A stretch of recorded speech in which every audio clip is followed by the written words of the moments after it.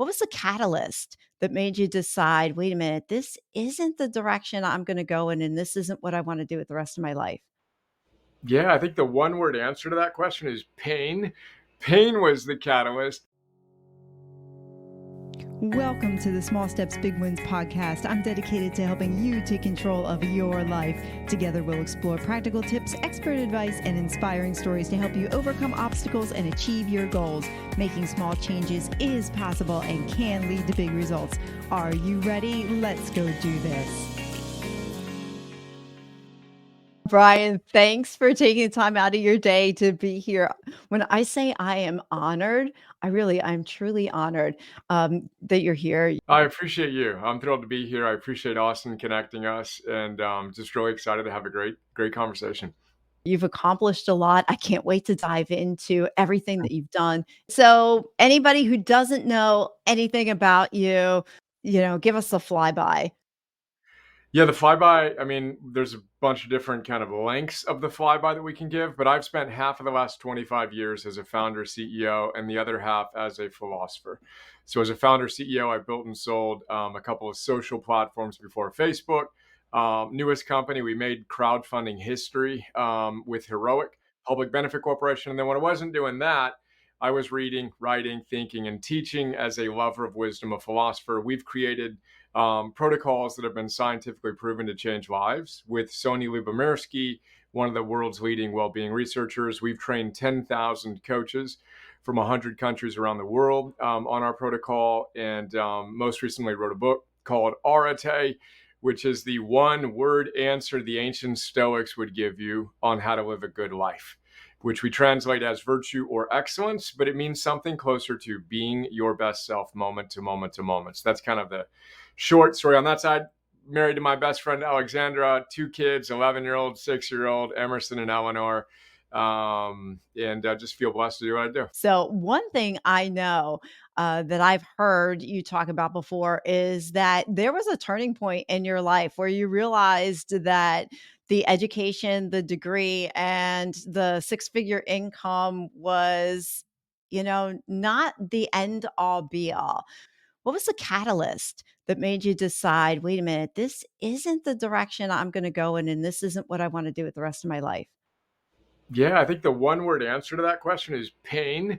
Pain was the catalyst. This feeling that in the quick kind of sketch to get us to the point where I've made that decision many times to kind of continue to try to find what I'm really passionate about, what I feel called to do. But I grew up in a lower middle class family. My father worked in a grocery store for 39 years, first generation college student, worked at a huge professional services firm out of UCLA, but threw up on my way home from work, first week of on my job, Thought I'd go to law school, top 10 law school, get his stamps in. I'm a smart guy and I can go make the 6 figures plus. And I threw up when I moved into my apartment at UC Berkeley's law school. And then I dropped out. But for me, it was just, I couldn't see myself doing the first career I started in or being an attorney, but I had no idea what it was that I might do, but I just knew that I couldn't do that. So I don't know how to frame it up in concrete terms, but there's been this literally a physical kind of sensation of when I'm not on the right path, and then a very low tolerance to do things that I wasn't passionate about, and a willingness to take a fair amount of risk to, as Joseph Campbell would say, enter the forest at the darkest point, and to trust that somewhere in there I will discover, more purpose, more meaning. And then I've gone through that countless times. Campbell says a good life is one hero's journey after another. You don't go on one and figure it out, then you're done. You're constantly exiting your comfort zone, constantly challenging yourself in micro ways, and in sometimes, like my case of dropping out of law school or selling a business and be going on a sabbatical for years. These things I've done enough times that now I understand the intellectual, theoretical, archetypal framework. And I have enough experience to know that that's just what a good life looks like. Anyway, now that's a long answer to your short question, but that's some of what has driven me and catalyzed different stages of growth. What I really appreciate about your story, and I'm so thankful that you shared it, is that you went through iterations. You didn't figure it out once and then stay there. And the message that I hear is that, it's okay to go through those iterations. Whereas Well, not sometimes not only is it okay, it's mandatory. it's mandatory. Well, it's You not a move from it's societal not okay. norm. Yeah, yeah, but you Yeah. move from this is just a playful back and forth. You move from it's not okay that I feel uncomfortable and I'm making these decisions that I'm not sure if I'm doing it right, to it's okay to, oh my gosh, that's what a good life is. A good life is a willingness to, as my coach, Phil Stutz says, embrace the three inevitables: pain, uncertainty, and hard work, constant hard work. And you will never get to a point where that goes away, which, as you know, is a big part of my philosophy in the book. Is rule number one: it's supposed to be hard. And the story we tell ourselves that it shouldn't be happening, I would say, is the primary reason and obstacle for our happiness. Because when we embrace those obstacles and say, bring it on, that's exactly what I should face. A hero battles dragons.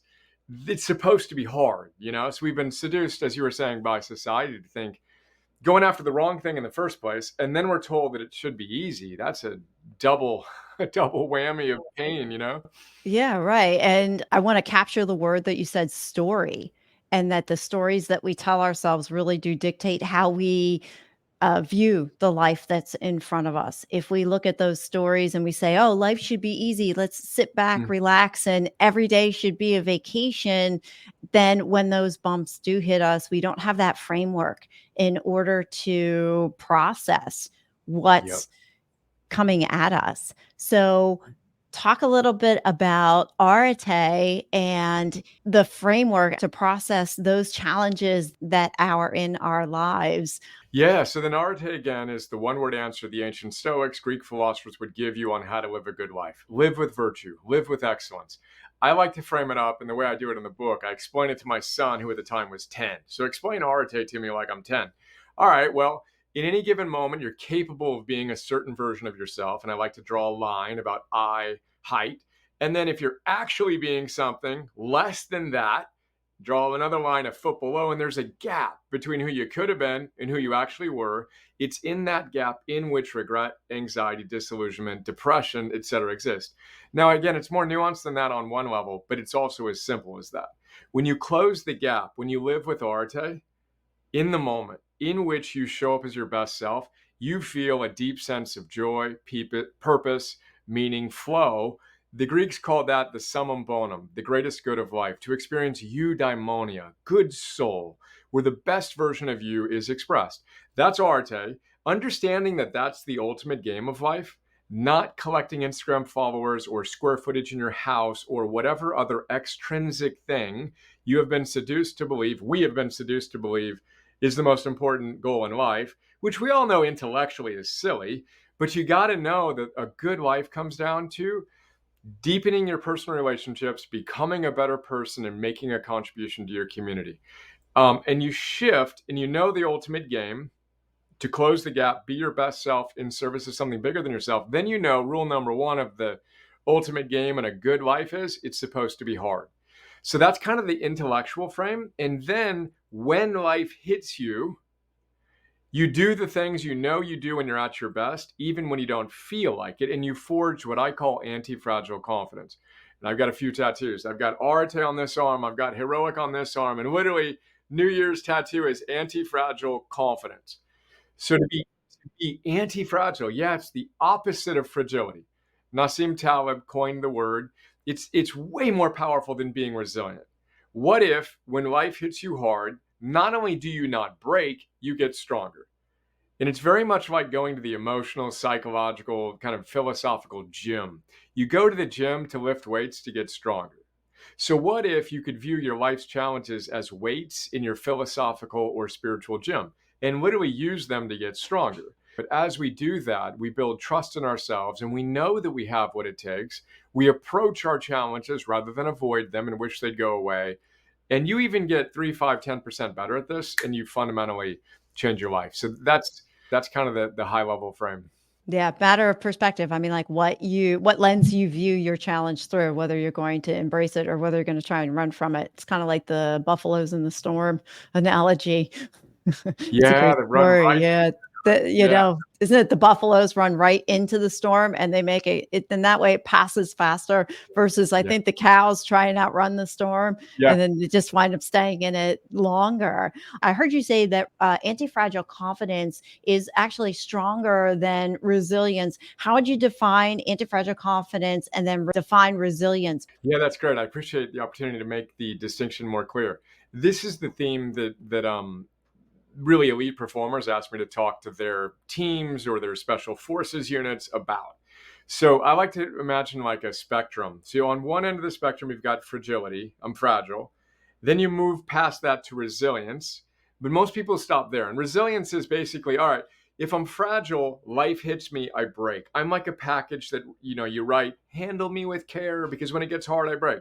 Resilience is better than fragility, but on the spectrum, it's not the best possible outcome. The best possible outcome would be not only when you're resilient, you can handle more stress, then you break down, then you bounce back faster, right? So it's better than fragility. But what is the opposite of fragility? What literally would happen if when you get hit, you get stronger? That's anti-fragility. And the way to forge that is to combine anti-fragility with confidence. So I'm kind of an etymological nerd, right? Confidence means intense trust. Confidere, intense trust. Intense trust in what? That things are going to go perfectly? Of course not. That you have what it takes to meet any and all of life's challenges. But then the question is, well, how do you build intense trust in any relationship? If you and I scheduled our time to come together and I didn't show up, you may give me one pass, but if I don't do what I say I would do a second time, I'd lose your trust, and I should lose your trust because I'm not the trustworthy person. Now, if you tell yourself you're going to do something, whether it's meditate, eat a certain way, get a certain amount of sleep, spend a certain amount of time with your kids without your phone, and you don't do those things, every single time you don't, you're eroding your trust in yourself. You shouldn't have confidence. Now, stated positively, when you get clear on who you are at your best and you more consistently, never perfectly, but more consistently do the things you say you will do, which is rule number one of leadership, and it starts with yourself, you build confidence. Now, here's the trick. Anti-fragile confidence is formed when you do the things you know you should do, especially when you don't feel like it. So most people, when they get hit hard by life, start doing all the kind of things that I like to say invite the clowns into town. The circus comes into town, right? And we've all got our behaviors. But what if when life hits you, rather than numbing yourself and binge watching, drinking, eating, etc., you double down on your protocol and you do the things you know you do when you're at your best, when you're at your worst. And this is the essence of anti-fragile confidence, which we can talk about again a lot more. But helping people get clarity on who they are at their best and creating a protocol is step one in our coach program, in everything we do in the book and in the app. And then challenging you to do those things when you feel your worst is the essence of anti-fragile confidence. It's why I tattooed my body with it. I think it's the most powerful part of what we do with Heroic and in the book Areté. Right. When we start building that confidence in ourselves by saying we're going to do something and then we follow through and we do it, then that is going to not only will that build that confidence in us, but it'll also allow us, as you said, to bounce back when life hits us really hard. Actually, this is a perfect conversation for now because at the time we're recording this, it's now January 11th. Everybody has set their New Year's resolutions. I'm going to go to the gym 10 times. I'm going to eat this way. I'm going to like all these New Year's resolutions come out. So there's a couple of things going on in the psyche though when that happens. What are some like one or two things people can think about to change the pathway and change the thinking? Yeah. And again, in stepping back, everything you said, the science is almost funny and how true it is. But I think the first step is actually embracing the fact that you're not alone. The story that something is inherently wrong with you leads to shame, which leads to wanting to give up and say, screw it. And then you'll think about it next New Year's Eve and you'll go through the same cycle. So the first step in my mind is it's common humanity. Rule number one of self compassion is you're not alone. It's not because you're you, it's because you're human. As BJ Fogg puts it, a lot of us think we have a character flaw. And again, we all have, character flaws in different ways, but we think that because we haven't been able to change our behaviors, something must be inherently wrong with us. He says perhaps instead you should consider the idea that it is a design flaw. You haven't been taught how to effectively change your behaviors.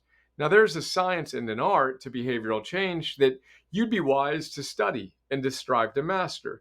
But don't shame yourself and think something's wrong and then just give up. Everybody goes through these challenges, myself, of course, included. Now, today, okay, cool. You take 2 steps forward, you slide back 1 step. Sometimes you take 3 steps back and crawl your way back up to where you were. George Leonard, in his great book Mastery, puts it. But the master stays on the path, and they show up and they take small steps to get eventual big wins. And that's art. I mean, Areté is moment to moment to moment to moment to moment. You have a choice. Are you stepping forward and closing the gap or not? These are small steps that when you aggregate them and compound them over a long enough period of time, you fundamentally and permanently change your life. Most people want it all now, right? So we're seduced to go after the wrong thing. It should be easy and it should be fast. But the reality is growth occurs over an extended period of time, and you have to embrace the setbacks and the ups and downs of life. And then again, do what you know you need to do, whether you feel like it or not, and just get 1, 2, 5, 10% better at that day in and day out, and everything changes.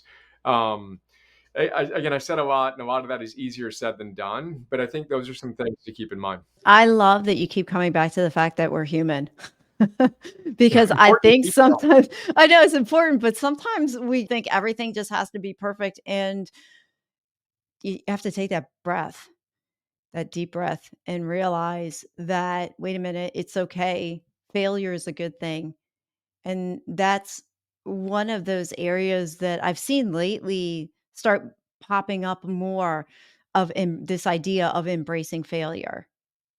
Growth mindset 101, the Carol Dweck, one of my favorite teachers, and her book Mindset, and another one that's less well known called Self Theories, are the 2 books I use most in my parenting. So 11-year-old, 6-year-old, I grew up again in a conservative blue collar family. My father struggled with alcohol. His father struggled with alcohol, ended his own life. Very fixed mindset. Great way to create a perfectionist who doesn't tolerate any imperfections or mistakes. So I've made it a very, very deliberate effort to make sure my kids know that growth occurs um, in the process of making mistakes and learning from them. So we win or we learn, and learning is winning. So we win or we win, and mistakes, MIS dash takes, mistakes, right? Oops, I didn't quite do it the way I wanted to. Well, let me try again. Let me do it a little bit better. And a joke in our house is, Abraham Maslow said, there are no perfect human beings. So whenever I make a mistake, whether it's spilling something or doing something silly that just wasn't right, I literally deliberately make a big deal out of it with my kids. I'm like, oh, shoot, I was almost the first perfect person. And they giggle. And then I say, oh, no, that was my 1,728,623rd mistake. And they laugh. And I say, well, why are mistakes good? And they immediately say, because that's the only way you learn something. So there's a fearlessness when we approach life, embracing the constraints of reality, knowing we're never going to be perfect. No one ever has been, no one ever will be. And you and I won't be the first, is one of my lines in our coach program. Um, and then you learn. You roll up your sleeves. And when you get knocked down, you look at it and go, all right, well, what can I do differently? And you don't waste your time shaming yourself. You use the data to get better. And it's such a powerful frame and such an important frame. To make sure that it's apparent, I am absolutely a recovering perfectionist. One of the classes I teach in the Heroic app is conquering perfectionism 101. You want to hold the high standards for sure, but then you want to embrace the constraints of reality, the first of which is you're never going to be perfect. Then you seek, excellence slash perfection, knowing you're never going to get it. And as Tal Ben Shahar says, quoting Carl Rogers, your ideals become guiding stars, not distant shores. You're never going to get there. There's no there. So just look to your ideals as guiding stars and then do your best. When you fall short of your standards, perfect. What can you learn? Take the next step. And again, as we spiral up and evolve, life becomes a lot more fun, when we start embracing these simple truths and showing up and doing our best. There's a couple of things in there. I love the spiraling upward, that we kinda have to go through these iterations of ourselves in order to get to the best version. As you were talking, I was thinking about the word perfectionism and having a high standard for ourselves. What's what's the difference between the 2? Yeah, I mean, and Tony Robbins talks about the fact that perfectionism is the lowest possible standard. Perfectionism, another anonymous author says, it's the last excuse of the amateur. You know, like we know we're never going to be perfect. You may have a great day, a great moment, even a great day, but perfection is an unattainable standard. And Tal Ben Shahar, who taught the largest class in Harvard's history, says that there are actually two forms of perfectionism. One is actually healthy, the other is unhealthy. So the unhealthy one he calls perfectionism, and that's what leads to all the things we don't want: anxiety, depression, eating disorders, all the other things, right? But high standards, and then you think you can do all the things you want to do. For him, he was a world class athlete, and he was an intellectual and academic, and he was a father, and all these things. And so he wanted to be able to work 16 hours a day, train the 4 hours a day he used to do, and somehow get enough sleep to be able to show up for his family as well. And there's not enough hours in the day. And he failed to embrace the constraints of his reality. That's the difference between an unhealthy perfectionist and a healthy perfectionist that he calls an optimalist. An optimalist. An optimalist embraces the constraints of reality and they do their best. Optimal means the best within the constraints of reality. Now, the constraints of my reality include 24 hours in a day, the fact that I want to be energized, productive, and connected to my family. So I got to start making trades. And I can't do all the things that I want to do. Now, I still hold very high standards and I consistently fall short of them, but I know that that's inevitable. And then I use the data to get better when I'm in my more enlightened moments. And it's all part of the process of becoming our best selves. And I think that wisdom is a cardinal virtue for a reason.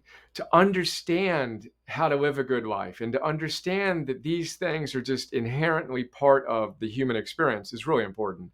And then discipline or temperance or self mastery is also a cardinal virtue. So then you need to have the discipline to do what needs to get done, whether you feel like it or not. And then love is another cardinal virtue. You got to have self compassion and care for obviously those in your world. And then courage. You got to be willing to act in the presence of fear. So life becomes about embodying these virtues, closing the gap, living with Areté.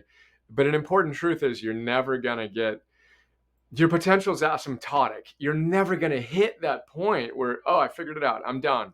And when you embrace that, the pain, the uncertainty, the hard work becomes, you can enjoy it a heck of a lot more. And you see it as an indicator that you're trying your best. And then you just get back to work and figure out what needs to get done right now and get to it. It's Get to rarely it. shaming yourself more.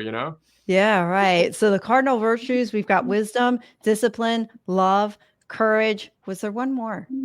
Those are the four cardinal virtues of every ancient wisdom tradition. And then, on the back cover of the book, as you know, we've got the four additional virtues that science says are most highly correlated with flourishing, which include gratitude, hope, curiosity, zest, and love again.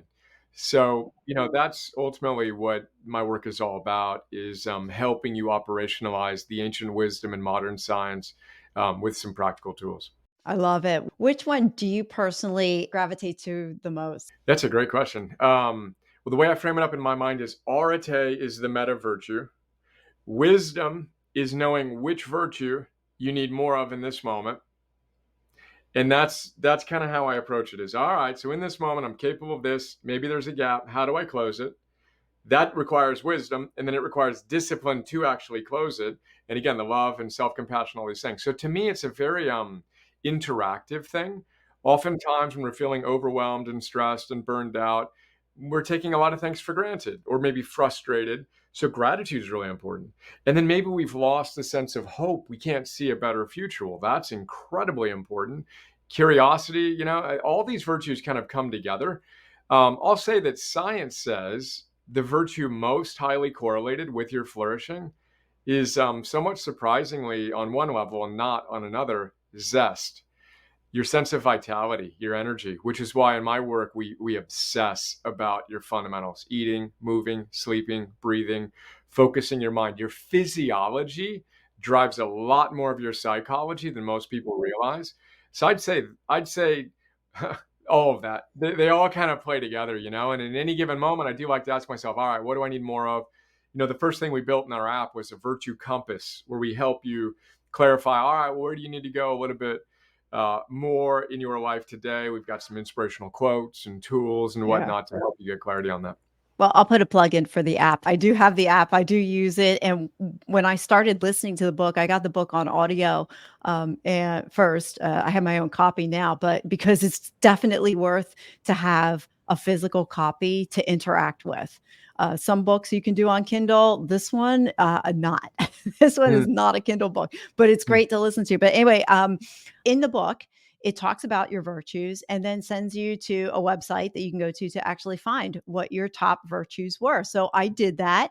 I found out what mine were, and I was thinking about virtues because there's a long list. I think there's what, 25, 24 of them. Yes. So I was pondering this because I'm going through the list. I'm like, wow, well, I want to embody all 24 virtues, right? And I don't know. So my question is, our personal virtues, and it'll give you the top 5 or 10.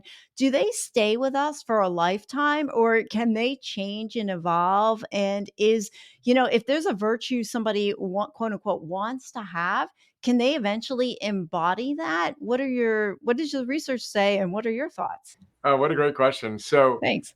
yes to all of that. So, Well, that's and good again, news. yeah, I shared the cardinal virtues, and then the sub virtues. And then in the book, and again, everything we do, we talk about, all right, those are the general ones, but then you have specific ones.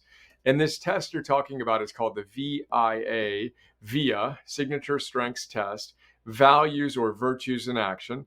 And it was created by Martin Seligman and his colleagues with the positive psychology movement. Now, you take the test, it takes 20 minutes, 25 minutes, 30 minutes, whatever it is. You take the test, and then they basically they did what I talked about and took it to the next level. So they started by studying ancient wisdom. They identified 4 cardinal virtues and added 2 more. And then they separated those across 24 total virtues. You take the test and they give you what they call your 5 signature strengths. And their research shows that when you know the virtues you tend to embody naturally the most, and you deliberately put those virtues into action, you are happier than people who don't.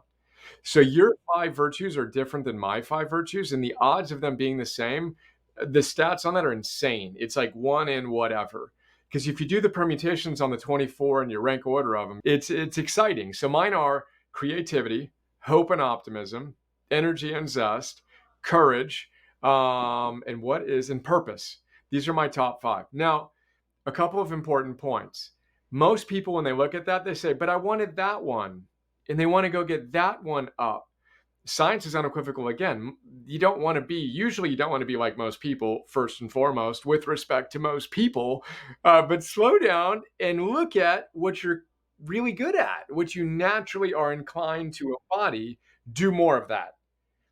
Double down on your strengths. Do more of what you're great at. Now look at your weaknesses and the strengths that might be lower on the list, and just make sure they aren't kind of sabotaging your life. And if they are, then you need to bring them up. But ultimately, we want to focus on that which is latently great within us and spend more time making it more of a conscious expression. And then another facet to your question was, will it iterate? Yeah, mine have iterated, but not by a lot. My core strengths have always been creativity, hope, and optimism. I see a better future, and I want to create it, and I can help others see it and create it. My energy and my vitality has always been one of my formative strengths and virtues I strive to embody. And then the courage and the purpose, like those are inherently part of my essence. But my wife's are different. Hers are creativity as well, curiosity, love of learning, playfulness. They're different. And I read transactionally. Like I want to get something out of it, and I'm good. I got what I needed. And she just reads and just curious and just always exploring all these ideas and podcasts and stuff. That's a really important strength for her that Yeah. manifests differently in her than in me, etc. But no, a long answer, but I'm so happy that you did that test. And Yeah, I did, and I can't remember what they were off the top of my head. The book is in the other room, but I remember curiosity was one of them. so So I was like, I would encourage you, and you'll know this when you go through our coach program. If I woke you up at 2 a.m., I want you to be able to tell me, these are my top 5 strengths, because I want you using them every day. So then what you do is you identify how you have used them in the past. And you'll notice that your best moments, when you performed best and enjoyed life the most, were when you were embodying those virtues. Then we say, all right, well, if that's how you felt when you embody them, how about we embody them today? And how about we make today a day in which you live in integrity with those virtues? Then what do you experience? Well, you're living with Areté. You experience a deep sense of joy and meaning and purpose. So again, it's a really fun process to move from theory to practice to mastery and crystallize it. But that's one of those fun things that you'll see me come back to again and again as we spend more time together in the program of, all right, well, what are they, and just yeah, having yeah. But think about it. to your point that you were saying, those top 5 that you are generally are gonna be the common threads of who you are, and then when you operate in those, you're going to be at your best self. You're going to enjoy and love life, and as I told you, one of mine is curiosity, and it comes out in my podcast because I love to ask all kinds of questions. Yeah. You ready for another one? Let's go. I love it. And you. Why do you love the Stoics? So I see the picture of those of you who are watching this on video. You have these awesome pictures behind you, and I am going to go out on a limb and assume that they are the Stoics. Why do you love them so much? Yeah, so I've got a wall of heroes. You can see 2 rows. I've got a third row above. I've got another wall that has a different set on them. Obviously, my company and our app is called Heroic Public Benefit Corporation, and our aspiration is to, run our business the way our heroes do, and also to help people find the heroic within themselves and activate that potential. But yeah, I've got a number of my heroes on the wall. I'm kind of flanked by my 2 favorite heroes, Epictetus and Marcus Aurelius. So my favorite teacher, Epictetus, and my favorite leader, Aurelius. And then I've got my coach, Phil Stutz, over there. I've got Winston Churchill back there. I've got Eleanor Roosevelt. And then I've got Eisenhower, who led D-Day. But then I got my kids. I got my wife behind me. I got myself, my kind of heroic portrait behind me, challenging me. And, the ancient Stoics, one of their practices was to imagine your ideal sage and then to live as if that individual is watching you and live in integrity with the version of you you'd want to be to make them proud. So I've got my heroes looking at me all day, every day, and inspiring me with the qualities that they embody, that I aspire to embody. And that's why I've got them up there, and a quick little sketch on why they're there. Well, I love the word hero and heroic and everything that has to do with that. You mentioned a couple of times the hero's journey. You want to briefly touch on what the hero's journey is? Yeah, so the hero's journey, it's a phrase that Joseph Campbell helped popularize. Joseph Campbell is the great mythologist. He's did an interview series with Bill Moyers, you may have seen, and others may have seen. I happen to be in a documentary with him called Finding Joe. Yeah, with Deepak Chopra, Laird Hamilton, Sir Ken Robinson, and others. Which I highly recommend. You can watch it free on YouTube. Finding Joe, the movie, free YouTube. You'll find it. But the basic idea is Joseph Campbell would say if you look at all cultures across all time, they all have a hero's myth. They all tell the story of a hero going on an adventure, battling dragons and other things that terrify them, and then winning or learning, and then coming back transformed and giving their gifts to the world. That's kind of the essence of every hero's journey in a movie you've ever seen. George Lucas based Star Wars on his mentor Joseph Campbell's work. Harry Potter, fill in the blank. But there are 3 basic components, and why we love those movies, to make the implicit explicit, is you see yourself in the fictional heroes. They're representing your own potentiality. It's a universal truth. Joseph Campbell's foundational book was called The Hero with 1,000 Faces, across all these cultures. But ultimately, the hero that you need to pay attention to is the one looking back at you in the mirror. So you are called to be your best, most heroic self. There are 3 phases to the hero's journey, if you boil it down to 3 phases. 1, the hero gets a call to adventure. which they usually refuse in the beginning, right? So you know that you're capable of more. You feel this calling to do more. You usually resist it. The hero that is you, and in these movies and plays, etc., resist it. But then there comes a point where you can't resist it anymore. There's a crisis, whether it's a health crisis or a job loss or a relationship challenge, and boom, your safety is broken down, and now you need to go out on this quest. Then you battle dragons, you get guides, you get buddies. Harry Potter got Dumbledore and Hermione and Ron, and you go out and you battle these dragons. You win, you lose, you win, you learn, etc. Then you come back and you bring back what Campbell calls the boon.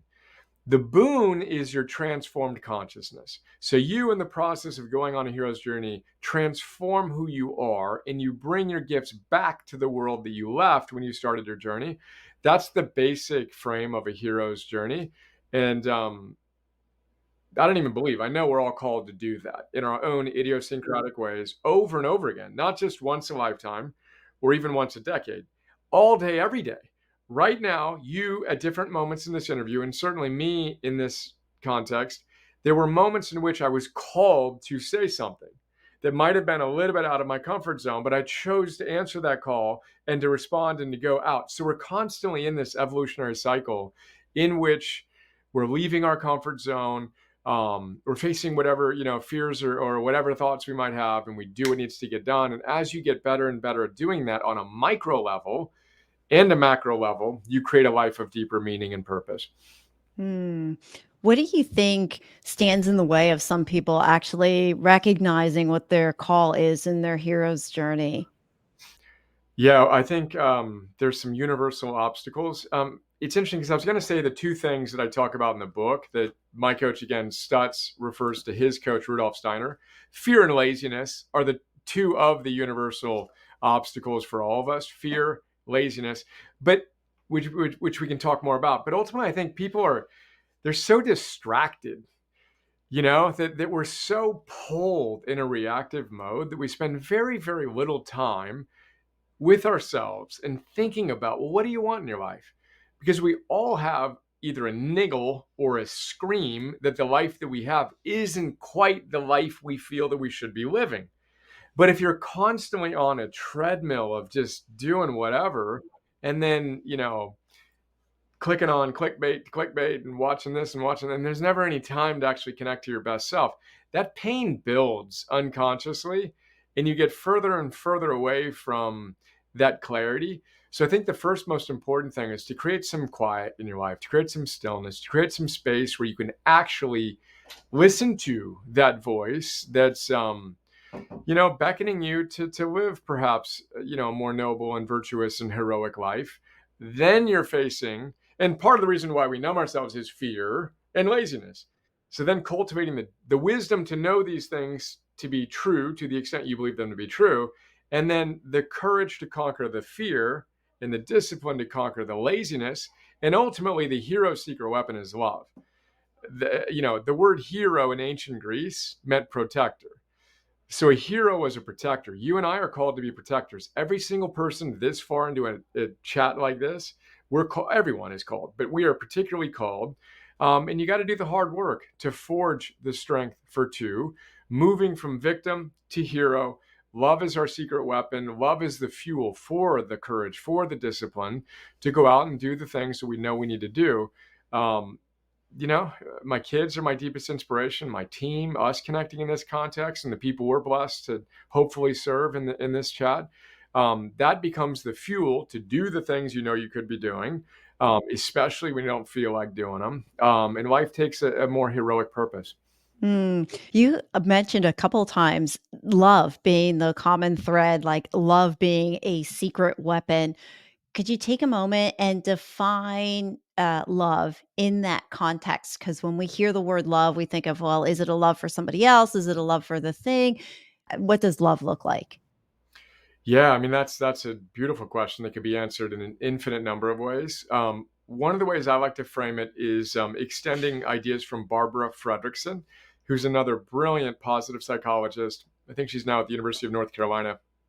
She wrote a book called Love 2.0, where she talks about the neurobiology of love And most of us think of love 1.0, which is, well, I love my wife and I love my kids. And then I have a few friends that I really love, right? And that's beautiful. That's important. Love 1.0.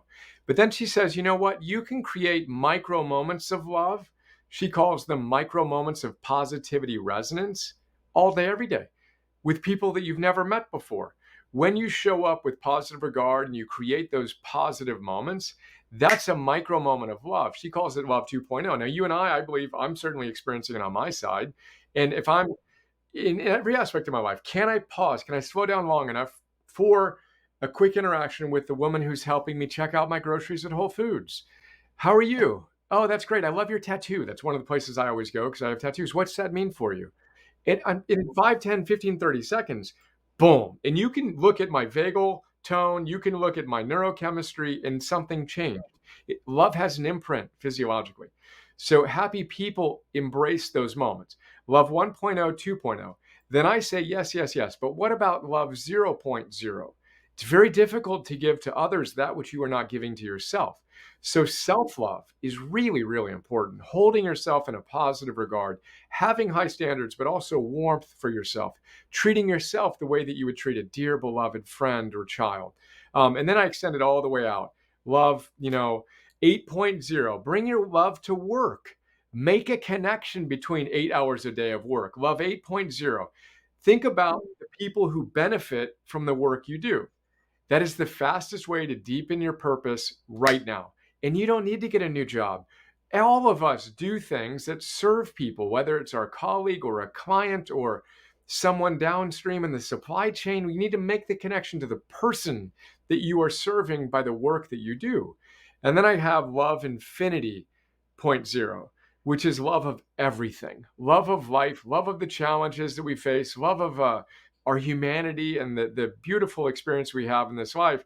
And so that's the way we frame it out. And then you got to practice it.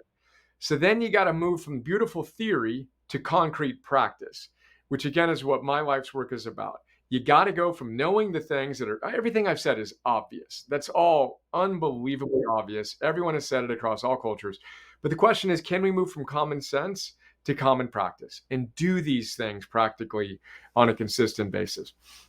One thing that I really love, and I'm glad you defined what love was, is that it's on a continuum. You've got love 0.0, which is love for ourselves. And I don't want to miss that point that if we don't love ourselves, it's really, really difficult to go out there and show love for the world. I mean, you might be able to do it maybe in a spurt here or there, but for an extended period of time, I would think it would be difficult. The love infinity point zero, is that something that we can attain and stay there and have that love just 100%? Not 100% of the time, but this is Stoicism 101. I mean, it's Byron Katie's Loving What Is. So she says, I find that anytime I argue with reality, I lose, but only 100% of the time. It's one of my all-time favorite quotes. So you need to love what is, she says. The Stoics said the same thing. They say you need to know what's within your control and what's out of your control. It's rule number one of Stoicism. So what is that is not within your control, right? But how you respond to that which is within your control, your thoughts and your behaviors. Now, when you get hit literally or metaphorically by life, in that moment, you respond naturally. All humans do. But then there's a moment after that moment, or perhaps it's 10 seconds or 30 seconds or 60 seconds or 1 or 2 or 3 minutes for the greatest masters among us, in which you now step in between the stimulus and choose a better response. This is Viktor Frankl's wisdom, and Viktor Frankl was a practicing Stoic. He was literally practicing Stoicism in the Holocaust and the concentration camps when he stepped in between the stimulus of losing his beloved family in the horrors of World War II, and he chose a better response, which is, I'm a therapist in a concentration camp. I'm going to play my role well. They cannot take away my freedom to choose how I'm going to respond to this situation. Now, that's easier said than done, but it can be done. And having the wisdom to know that and the discipline to move from victim to creator to hero is it's essential. It's Stephen Covey's habit number one. Be proactive. choose to step in between stimulus and response, and be proactive in response to life's challenges. You need to be response able, he says, and choosing your response, etc. Again, long answer to your great question. It's okay. As you're talking about our response in that moment when we actually do have a choice how we're going to react to that situation that's coming our way. You're right. You've got that human knee jerk response, and that happens at first. But then after that, we have a choice. Talk about where awareness comes in.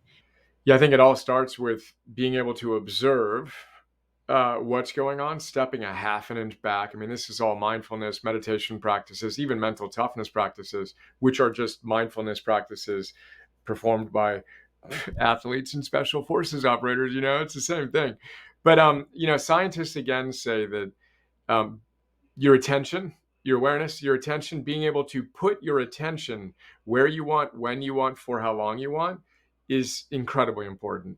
And it's one of the things we've lost as we've immersed ourselves in these screens, and especially the next generation. I mean, it's frightening to look at what's happening right now. But to have the ability to shift your attention or your awareness to see things from a slightly, stepped back perspective, and to observe these things rationally, allow the emotion to guide you to what might be missing in your life, but then to see it, have curiosity. This is a virtue, to see what's working, what's not working, be open to feedback from life, and from others who are worthy of giving you that feedback, and then to choose to make a different choice as you move forward is essential. I think it's an absolutely key component to embodying wisdom and all these ideals we're talking about. And embracing your day and just absolutely letting things that come your way take it with almost like with the stride, and then understanding that your response is going to dictate, how you view that situation. I heard you talk about before, you have if I remember correctly, you have a coin in your pocket that says memento mori. And am I right? I have replaced it. We've got to give you Oh no. we got to give So you a, so I got to send you a coin. So no, I've got okay. All memento right. Yeah, mori. I love it. Memento mori. So talk about what that means to you. And what do you say to somebody who lives life with urgency? And then what do you say to those who think about life on a 50 or 100-year timeline? Well, I think yes. Again, and it's always yes. And so, how do you bring a palpable urgency to life, not knowing that when your last moment is going to come? Like that's one of the fundamental truths of every true philosophy. This is the only moment we're guaranteed. So I think there's a balance of palpable urgency with that long game. But memento mori is remember death, ancient Stoic and Greek practice again. Um, or Stoic practice principally. Remember death. I see a fly on our, when fly lands on the window, whatever, in our kitchen. 28 days is what I say. It's how long a fly lives. And then I remind myself, you don't have that much longer, which was one of the jokes Aristotle had. He's like, you talk about this, there's some river creature that lived for a day. That was its lifespan, right? So it lived for a day. And he used to say, well, all right, let's say that poor creature died at noon. Would you mourn for it? And he's like, that's absurd. All right, so he died at noon instead of 5 p.m. They only had a day to live. And he says, well, guess what? In the big picture, that's what you have, and then take the most of it and celebrate the fact that our lives are frighteningly short. And here we are complaining about the weather. For me, it's complaining about the Legos on the floor or the toilet paper roll that fell off because my 11-year-old doesn't seem to like to keep it on when he does number two, and all the breadcrumbs that our spouse leaves on the kitchen island or whatever. All the little things we find irritating, or all the distractions that we find ourselves consumed by. Step back, see that this is a precious opportunity we have. It's time to wake up. This isn't a dress rehearsal. And memento mori is an ancient practice to help us concretize that profound wisdom. When I heard you talk about that, I started writing it like in my calendar, and I have a little sticker above my computer that just reminds me to live life fully live Wow. life to its fullest in every moment because you don't know if you're going to get the next moment. And it's very interesting how those of us, especially when you're younger, wouldn't you say those who are young don't live with that perspective in mind that they could die sooner rather than later? They think, oh, I'm 20, 22, 23. I'm not going to die until I'm like 70 or 80. Well, God bless him, and hopefully you're right. I Yeah, mean, right. Yeah. there's a certain joy and blessedness to the naivete of youth. But look, I'm turning 50 in a few months. And there's something about that. Like all the other milestones are like awesome. I feel like, all right, and I still feel like I'm just really hitting my stride, integrating these ideas. Philosopher's peak late, all these things are fun. But 50, you're very difficult for me. I have to be pretty Pollyannish to not own the fact that, barring something significant, I'm almost certainly on officially the second half. There's a humility to this process that I think again brings a grounded, calm, equanimous, disciplined sense of urgency. I don't need to fly away anymore. That manic, kind of energy. It's like, no, ground this with the gravitas, have the inspiration, and then bring that humility and hopefully the wisdom and discipline and love and courage and gratitude and hope and curiosity and zest to more and more moments in more and more days and celebrate the gift that is life. Yeah, I love it. Well, first of all, happy birthday. Happy 50th birthday. And just because you brought it up, I normally wouldn't have said this. I'm turning 52 next week. So, Happy birthday. Let's go, hero. yeah, I mean, right. And I completely followed and we were talking about the hero's journey before. I thoroughly, totally 100% now recognize that my hero's journey, at least one that I can put into a box, started last year. So it's Mhm. very exciting now that I can kind of understand and have a framework of why things are happening the way they are. And again, that has to go with that awareness Yep. and education and understanding that, life is going to be hard and it's okay. And to embrace that. We have talked about an lot and I've enjoyed it. And I feel like we could talk about things for another hour, but I guess at some point, as they say, all good things must come to an end. Indeed, So, they do. And time flies when you're having friends. Having fun with friends is another one of my favorite lines. Let's go. yeah, right. Yeah, right. So at the end of every podcast, there are questions I ask. So let me just jump into those. Besides your book, Areté, is there another book you would recommend that has had a significant impact on you? Again, that's a tough one to answer. I've featured over 600 of them, as you know, in Philosopher's Notes. Well, I've actually distilled 600 of them into notes. I don't know how many more books I've read than that, but my greatest influence in my life is Phil Stutz. Phil Stutz is featured in the Netflix documentary by another one of his clients, Jonah Hill. I highly recommend that. His book, The Tools, is phenomenal. He's got a new book that just came out a couple weeks after mine came out, which is called Lessons for Living. I highly recommend both of those. And then Atomic Habits by James Clear. There's a reason why it's the best selling book approaching and probably will be in self development history. It's a great book on behavioral change. Cal Newport's Deep Work is another favorite book. And then a book that most people haven't heard of called Happy Together by some friends of mine, James Pawelski and Susie Pawelski. James is at the University of Pennsylvania, works with Martin Seligman. It's the science of virtuous relationships. So bringing your virtues into relationship, Happy Together is a phenomenal book. Those are some of my favorites. And then all the ancient Stoic stuff, Daily Stoic by Holiday. We can go on and on and on. Yeah. My favorite was Seneca's what is it? On the Shortness of Life. Oh, it's so good. Oh, I love that one. I love that one.